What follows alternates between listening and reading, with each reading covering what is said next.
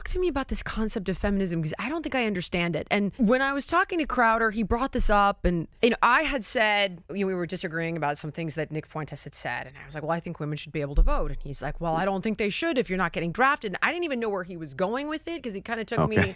So what? I'm like, sure, I can explain and when he it. said, I was like, what are you saying? I didn't understand what he was even saying. What is this I'm kind glad of like? we had the conversation before this kind of about dogmas and worldview and belief, right? Right. Feminism is a dogma, and it's a very religious dogma because it relies on the idea of egalitarianism and equity. And those are things we just grant ourselves. Like, people should have that because they should have that. I get it. But most people don't really have a grounding for why they think that. It's just kind of beat into them as part of the new Americana. Okay.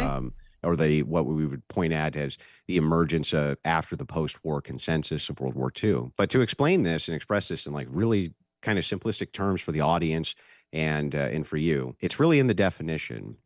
So I think for a person like you, you'd probably define feminism as just being, women having equal rights to men. Yeah, kind of. That's what is that not it though? That's not it. That's not it. And that's why this disconnect happens, and why I'm always in debates. I'm always really clear on semantics of what words mean, because you could be saying that you're a feminist and you may not have the context for what actual feminism is.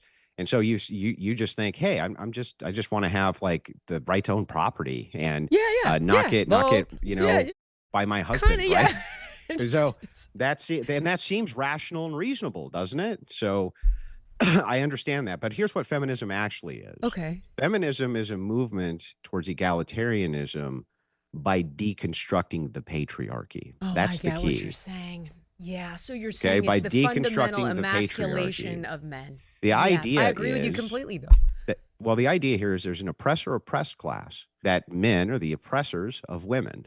And since men are the oppressors of women, men need to be moved out of the oppressive roles of women, of what they do bad to women. I get it. So when it creates the oppressor class, it's pointing to the oppressor class, now men, and saying bad, right? Yep. And it's saying the oppressed, good. They're the ones who need liberation and things like this. And that's what it actually is, a deconstruction of patriarchal systems. Okay. Because otherwise you can't have an oppressor. And so you probably, in actuality, aren't a feminist. If you hold I don't define ideals, myself that way actually at all. But Sure. but Crowder was like, "Are you a feminist?" And I didn't even know what he.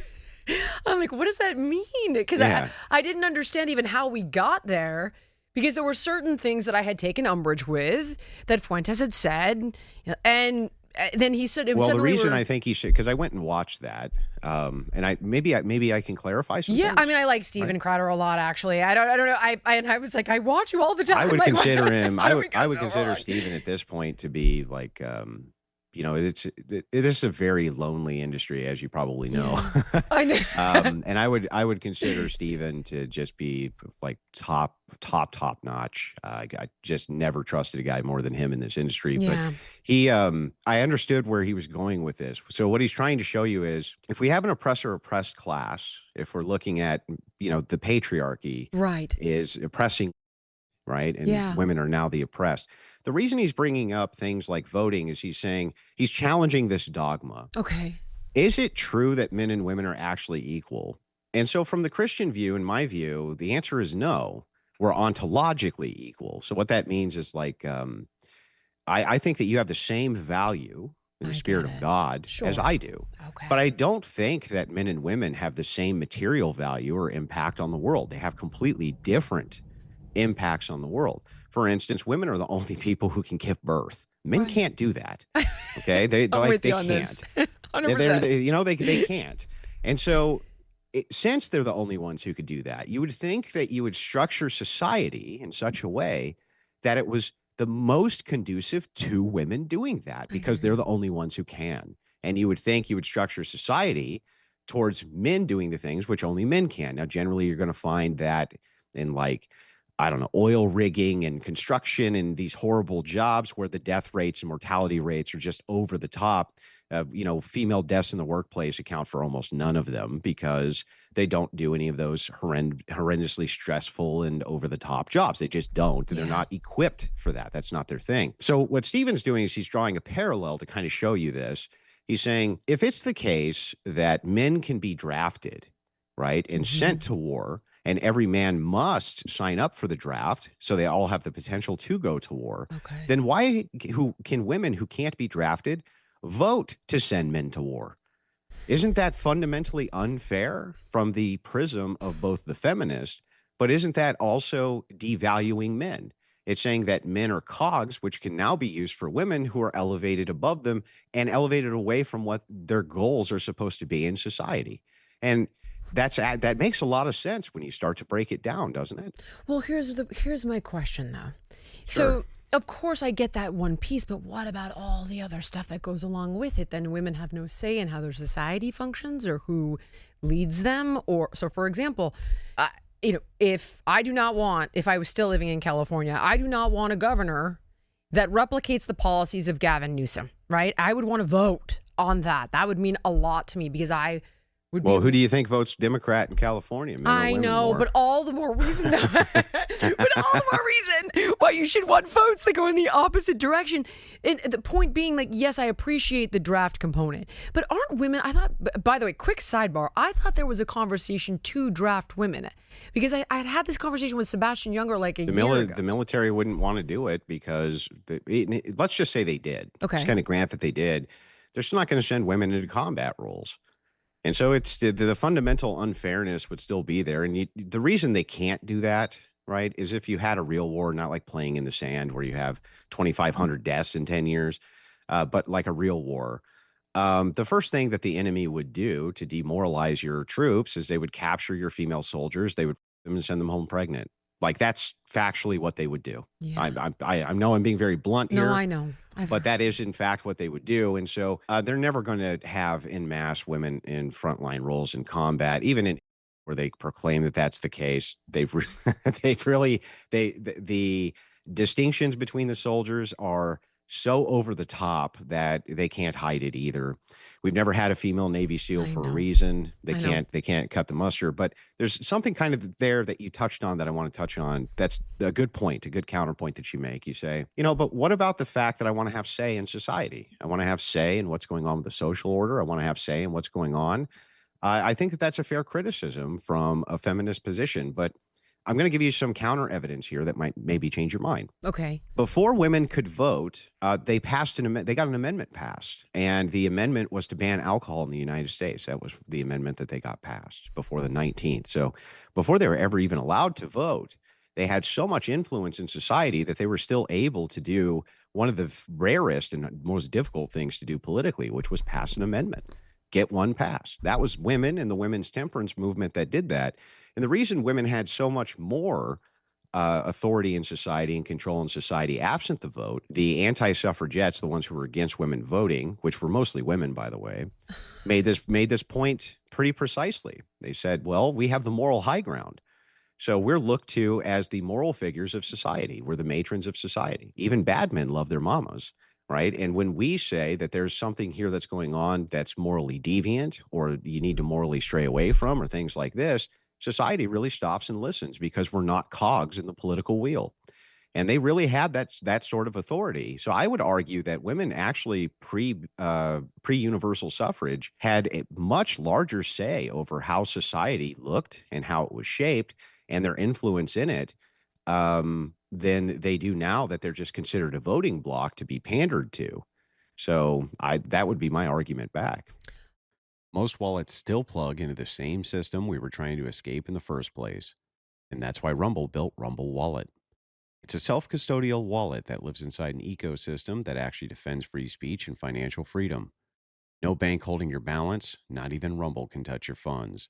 This is your money, on your keys, on your terms. So if you're serious about sovereignty, financial and digital, this is where you level up. Go to wallet.rumble.com or search Rumble Wallet in your app store, download it, back up your recovery phrase, and move your money where it belongs, in your hands. Okay. I don't know. So the one thing that I do think is happening, I wasn't prepared to debate this, but since we're allowed to have this, since we're having this conversation, I think we have a lot of influence, arguably almost to our detriment.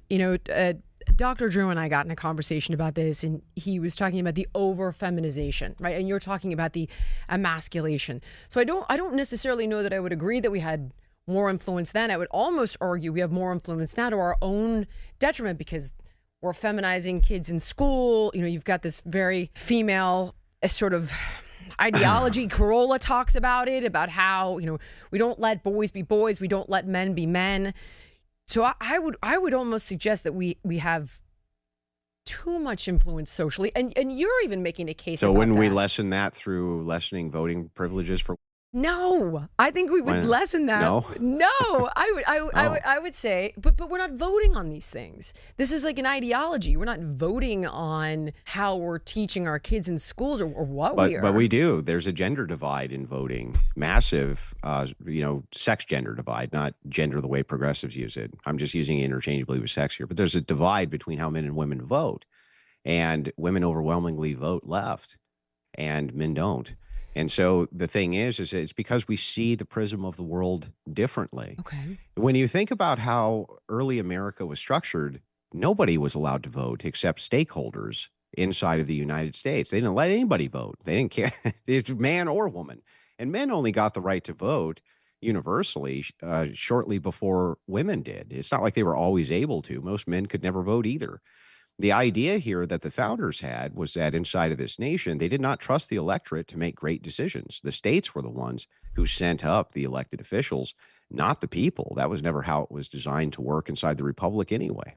So what's happened with the expansion of voting rights and universal suffrage is you've given complete morons now the ability to have a say over your life. And let me give you an example of this. Why should an 18-year-old be able to negate your vote? Why?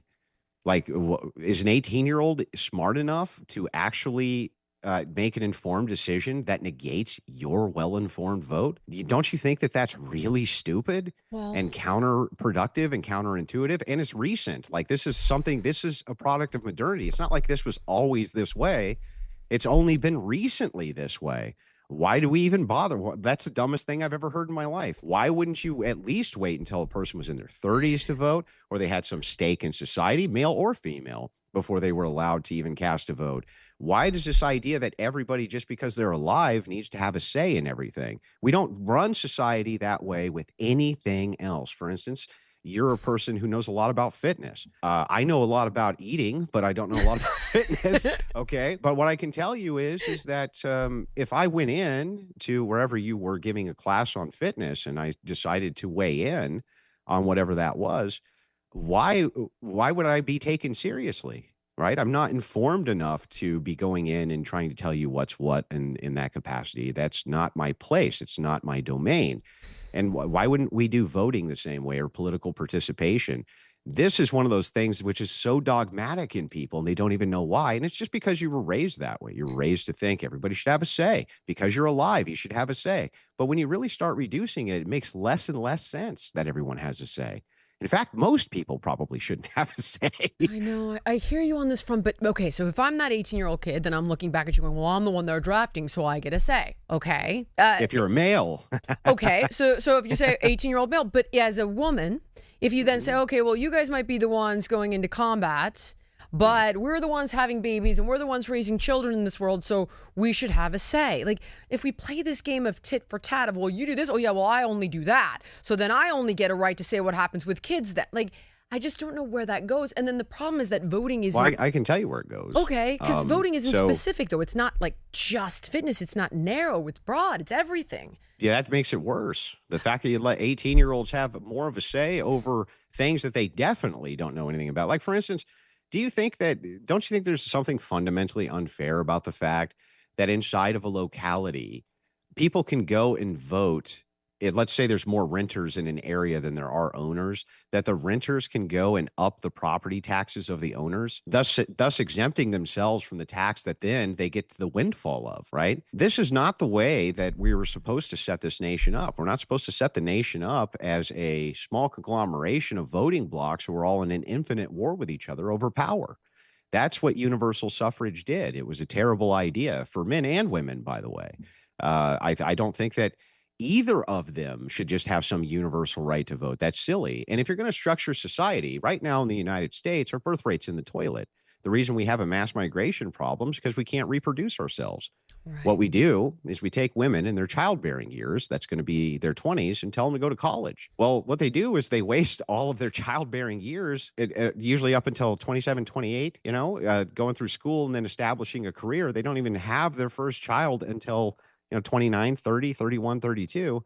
Well, if you're going to have a good rebound from childbirth, if you do it at 22, as you probably know, it's a lot easier for women than if they do it at 32 or 35. They rebound much quicker. They can have many more children. They can establish themselves much earlier in these family dynamics. What I'm Okay. looking at is the overage of what's good for society in general. You can have the kids, we can't, but we can do the wars and you can't.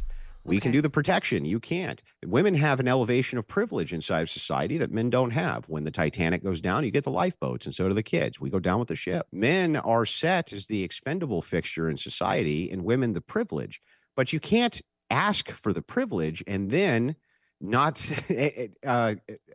reciprocate that men have the authority. And so the idea is who has the authority. You can have either privilege or authority, but you can't have both. Okay. Okay. Um, so if I'm 22, I'm going to be the worst parent on the planet. What? Well, I mean, I would have been. Why? Oh my God, I was just a complete. We're saying 18-year-olds can't vote. We want them 4 years later to raise a kid. I certainly didn't have the mental capacity. Well, I mean, that's 4 years. If you raise the voting age to like 24 or 25, that would be a lot better. I don't know. My Sure. mom had me at 25. I think listen, I'm glad to be alive, but I definitely think I could have benefited from a little more maturity there. I would question. I get what you're saying from a biological perspective. From a psychological perspective, I think there's a lot more maturity that comes along with a little bit of age. I wonder, where the sweet spot is, and everybody's ready for kids at a different time. Yeah, but I mean, think, do you want people to have to raise kids into their 50s and 60s? what if you Like, dig it? think I like about it. how silly that is. Like, why wouldn't you want people like for me? I had my children young. Okay, I'm gonna be done. Right, like I'm gonna be done in my early 40s.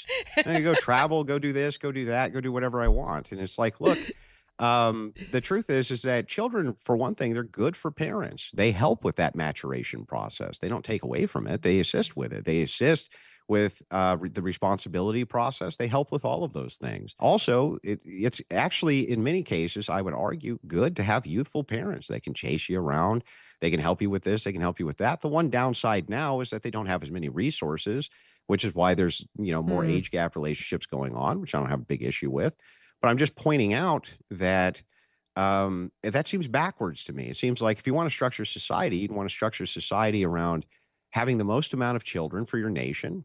That's going to drastically increase your tax base. It's going to increase patriotism. It's going to increase the wholesome American family unit, which is the backbone of American society. It's going to do all these things that you want to do to help fix these issues. And yet, for some reason, just generally, progressives are very resistant to this. And I think it's because indoctrination towards the youth through the school system is why you see so many women vote left. The institutions are completely indoctrinated with left-wing think tanks. And so why wouldn't they encourage all women to go to college? That's where they're going to be able to get their best voting block. okay, so let me try to tackle these things one thought at a time. So Sure. forgive me from if I'm looking at like these young girls, they're sitting here thinking, you're telling me I can't get an education. You're telling me I can't vote. You're No, telling you me, can still get an education. What I would do is I would just do this a different way. I would just be like, look, instead of the government, and I'm sorry, I didn't mean to cut you off. I no, just no, wanted to you're not clarify cutting this me one off at point. all. No, no, no. I want to Um, I'm sure because my thought is this will you can create still get an more education. feminists. What I would do is instead of having the government come in and do student loans towards 17, 18-year-old girls, okay, with Yeah. that they then spend the next 20 years of their lives trying to pay back for degrees in fields that they mostly don't go into. I know. How is it Now not here right I for totally predators? agree with you. Yeah, yeah. How's You don't that? lose me at all. So think about how silly it is that we're telling, on the one hand, no, 18-year-olds are not mature enough to make a decision about having children, but they're mature enough to vote and they're mature enough to take on these student loans. That's silly, Mm, right?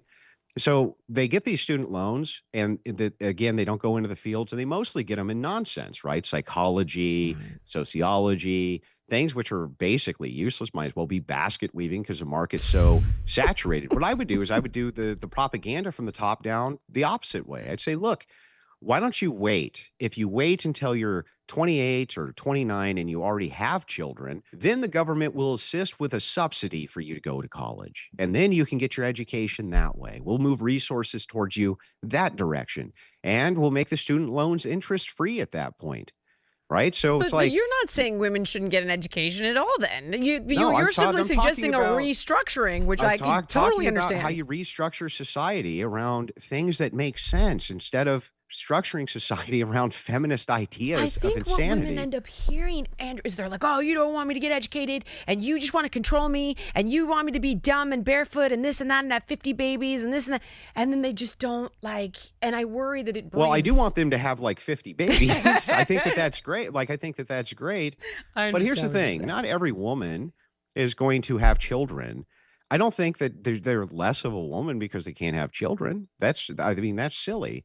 But the thing is can we at least affirm the propaganda towards the thing that Yeah, makes I hear society you. good? So I understand. if it's the case that like some women don't want to have kids, okay, no problem. No one's going to force you to have kids. We're not the Taliban. That's insane. But what we would say is that if we have the government apparatus for incentives and for propaganda, then what I would say is understand. like one of the most valuable things you can do for your nation I get is it. to get married and have kids and Right. move towards that as a virtue in society I rather understand. than the idea of the virtuous thing is to immediately go at 18 years old to college, get by a bunch of dudes and get a degree. That's Mm-hmm. basically useless. And that's actually what's happening in real I time. hear you. That's the more likely scenarios that women are going to college, and a lot of times, they're hooking up with many men You know. and throughout the process of their college career, and they're getting degrees in things that are worthless with massive student loan debt that are going to take them half their life to pay off. That is stupid, and it's backwards, and it makes no sense. I understand what you're And saying. yeah, and I don't get it. And so, Crowder's making the idealist argument to you of like, look at the fundamental unfairness that even from the feminist perspective should be addressed, Mhm. right? But more importantly than that, structure society around what men can do and women can do and only they can do, and then you're going to end up with a better society. I get it.